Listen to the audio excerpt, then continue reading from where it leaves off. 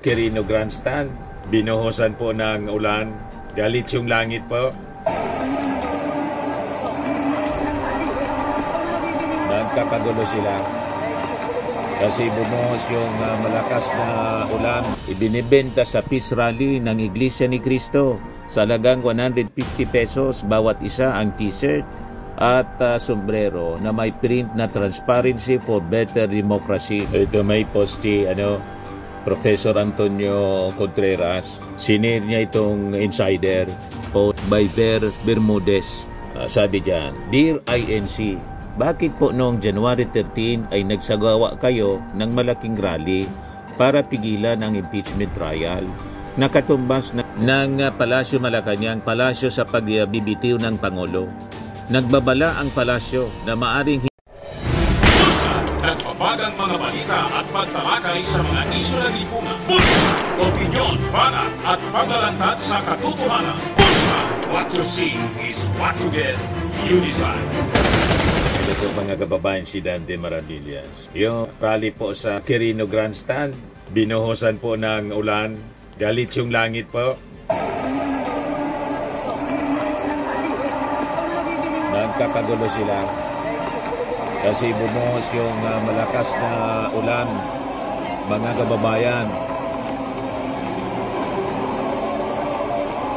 At malamang hindi sila matumagal, mga kababayan, sa lamig at baka magkasakit pa sila ng trangkaso, pulmonya, alipunga ang abutin nila dyan. Yan bumagsak yung malakas na ulan, mga kababayan, kanina. So nagkagulo yung mga tao, kanya-kanyang hawak ng payong at kapote po, kanya-kanyang tago na sila.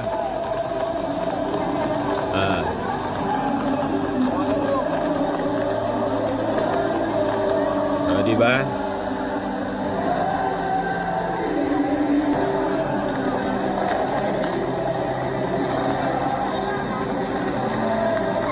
At ginawa pang negosyo ng Iglesia ni Cristo. Yung t-shirt po binibenta pala, pati yung sombrero. Report ng DCRH. Look, ibinibenta sa Peace Rally ng Iglesia ni Cristo sa halagang 150 pesos bawat isa ang t-shirt at sombrero na may print na Transparency for Better Democracy. Kumita pa sila, mga kababayan, other than siguro may nagpupundong mga politiko sa kanila, yung mga ayaw maimbestiga. Ano ba? Pero ang rally nila for transparency. Iyon na nga po ang ginagawa ng ating gobyerno.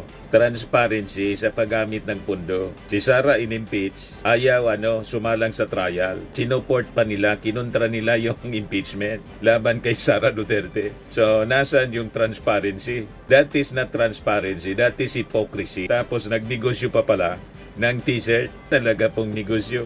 Ang religion ngayon po, negosyo. Nakita ninyo kung sino yung mga mayayaman dito sa mundo. Ang karamihan sa mga mayayaman sa mundo, mga other than yung mga negosyante, mga religious leaders po, na yung reliyon ginawang negosyo. Sa mundo po, lokohan lang, gamitan, lokohan, ganon, mga kababayan. Pagkatapos pag-eleksyon po, kailangan may abulo yung mga politiko. Pag hindi ka kasama sa lista. Marami pong kumikita dahil sa reliyon. Tingnan ninyo si Kibuloy, napakayaman na. Yung GIL, may-ari ng telebisyon, may-ari ng radyo. Lahat yan, may-ari ng telebisyon at may-ari ng radyo. INC Net 25. Si Kibuloy, KOGC. SMNI. Yung GIL, mayroon din po. May mga TV and radio stations.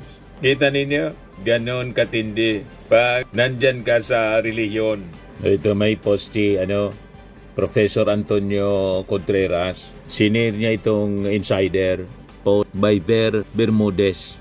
Sabi diyan, Dear INC, bakit po noong January 13 ay nagsagawa kayo ng malaking rally para pigilan ang impeachment trial? Nakatumbas ng pagsasantabi ng accountability at transparency.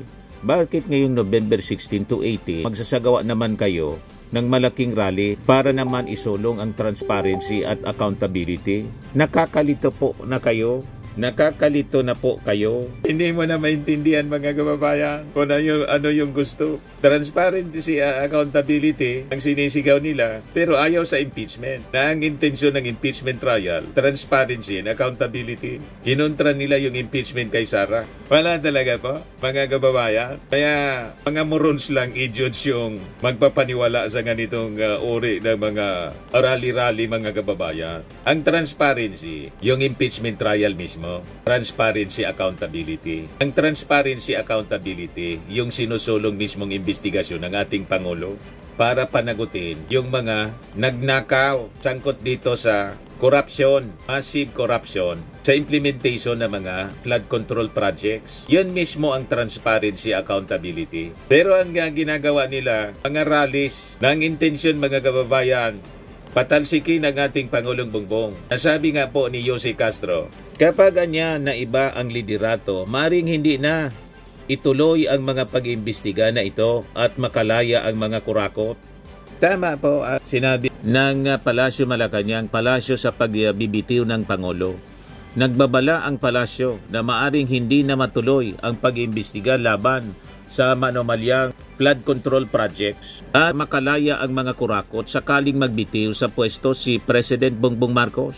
Ang mga nagnanais na siya ay mawala sa pwesto ay mga tao at mga supporters na tinamaan ng pag-iimbestiga na ito, paliwanag ni Jose Castro.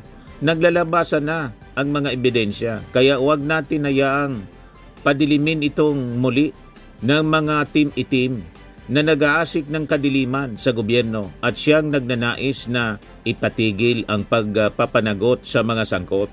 Nauna nang nagalabas ng payag ang United People's Initiative na hinihiling magbitiw sa pwesto ang Pangulo kung hindi magagampanan ng maayos at tapat ang pagpapaliwanag sa mga aligasyon ni dating Ako Bicol Representative Saldico. Kasama mga kababayan, yung United People's Initiative sa nagsasagawa ngayon ng rally. Ang sigaw po nila, Marcos resign. You see, ngayon, in-interview kanina ng media. Ang sabi ng grupo ng Marcos resign, nakiusap daw sila sa iglesia na sumama sa rally ng Iglesia ni Cristo sa Quirino Grandstand. Hindi daw sila pinaintulutan kasi daw yung iglesia hindi man Marcos resign. Yan niya, Mr. Maravillas, ang masasabi mo. Parte ito ng mga strategy nila para hindi po paginalaan na yun naman talaga po ang intensyon, Marcos resign. Di ba? Naka-monitor kasi ng maigpit yung ating mga kasundaluhan at mga kapulisan. Pinapalayas nga ng leader ng Iglesia ni Cristo yung mga pulis. Bakit niya ninyo kami tinitiktikan?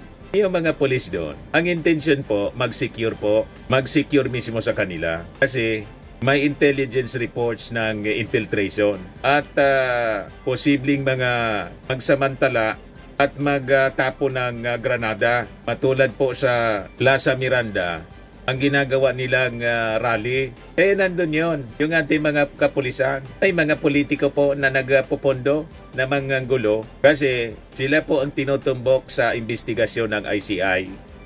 Ang daming mga kurakot kasi na mga politiko na napangalanan na kami masidlang po sila. At pag nabigyan ng pagkakataon, talagang manggugulo po para tanggalin yung ating Pangulong Bongbong Marcos. Mag-edge sa people power. Hindi daw sila pinapasok. Yung UPI. Ito, report ng DCWB. Pakinggan natin. Mga kapuso, nagmamarcha po ngayon patungkol liwak sa Bonifacio. Ito mga taga-suporta ng mga Duterte. Duterte supporters. Sila na hindi payagan ng Iglesia ni Cristo na makasama sa isinasagawa nilang peace rally. Di daw pinayagan. Sa dito sa lungsod ng Maynila. Ayon kay Daniel Nobleza, tagapagsalita ng Reforma Pilipinas at ng Hakbang na Maisog. Humiling po sila sa pamunan ng Iglesia ni Cristo na makasama po sana sa kanilang rally, pero hindi raw po sila pinagbigyan. Yan ay dahil sa kasama po sa kanilang panawagan sa kanilang pagkilos ay ang pagbibitiw po ni Pangulong Bongbong Marcos. Sinabi po sa kanila ng pamunan ng Iglesia ni Cristo na ayaw po nilang mahaluan ng kulay yung isinasagawa nilang mapayapang rally dito po sa Luneta, sa lungsod ng Maynila. Trinay po namin na gumawa ng liham para po magpaalam sa ating mga kapatid sa iglesia, ngunit mariin po nilang tinututulan na kami ay makapasok sa loob at lalo Malinaw na may cover nakalagay po na ito. BBM resign. Dahil may sarili daw po silang programa, kami naman po ay naiintindihan po namin ang sitwasyon, kaya sumusunod din po Para kami hindi kung ano pagdudahan po na yun nila. talagang Basta po ultimate kami, na patuloy po motibo, panawagan intensyon, namin na bumaba pan-cover na si story. Pangulong Bongbong Marcos. Pang-cover na na kwento mga kababayan para hindi sila pagdudahan. Ultimately, ang intensyon nila ay para patalsikin yung ating Pangulong Bongbong Marcos at iupo si Sara Duterte. Nakabantay kasi yung ating armed forces at hindi papayag po ang armed forces ang PNP na maulit po ang kaguluhan, ang people power. Walang support po sa armed forces, walang support sa civil society, walang support sa Amerika. Kaya malabo ang kanilang intention po mga kababayan.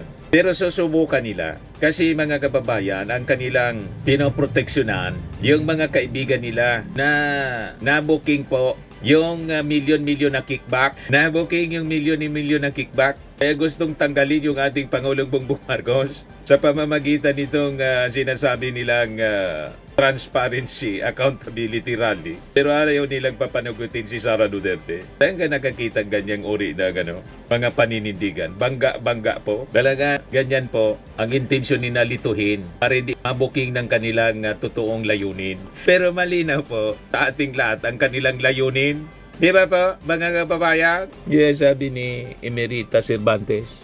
Oo nga naman. Ay nako, nagpapalata ang tunay na motibo. Sabi ni Adi Luisa Siapno, bato-bato pick. Kung saan panalo, palaging tumbling ang laro. Double talk po lagi. Ganyan ang strategy ng mga Duterte. Baliktad ang sinasabi sa ginagawa. Pang-cover sa mga totoong aksyon nila para hindi malata. Pero hindi man po tayo mga mangmang para hindi malata, hindi malaman ang kanilang totoong intention po. Kaya nga po 3 days, nakapattern po sa EDSA People Power. Yan ang kanilang template po. Yung pagpatalsik sa dating Pangulong Ferdinand Marcos Sr. at saka kay Erap Estrada. At nang nagtagumpay, mga kababayan, niluklok nila yung kanilang anointed. Di ba po? Ito yung post ni Atty. Jesus Falsis. People Power Trip Flap.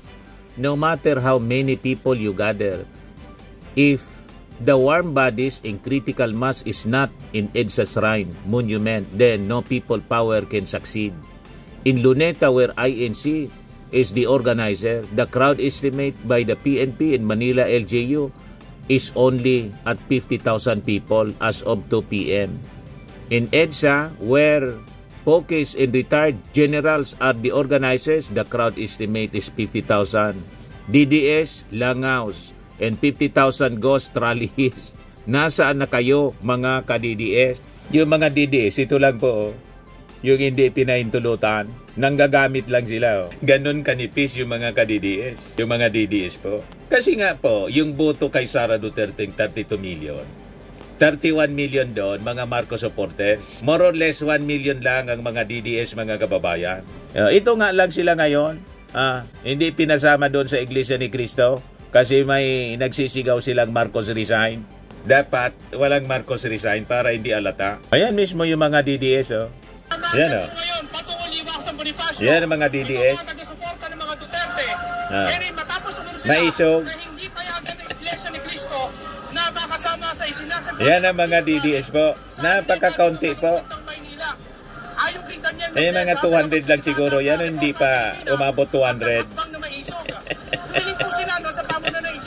Sabi ko sa inyo, malalakas lang po sila sa sa social media kasi karamihan po sa social media na mga accounts na makikita ninyong DDS, mga trolls po, funded ng China. Kaya hindi sila makapaglunsad ng people power po. Kasi napaka-kaunti nila. Ginagamit lang nila yung iglesia at yung KUGC. Ayan po, yung GIL. Kasi sangkot sa kung ano-ano katarantaduan yung mga leaders nila. Ganon po ang katotohanan. Yes, sabi ni Melchor Vergara, isang Marcos supporter. EDSA 1 and 2 had the support of the CBCP and our biggest ally, the US. Those two will never support any action that will bring the Davao back to power.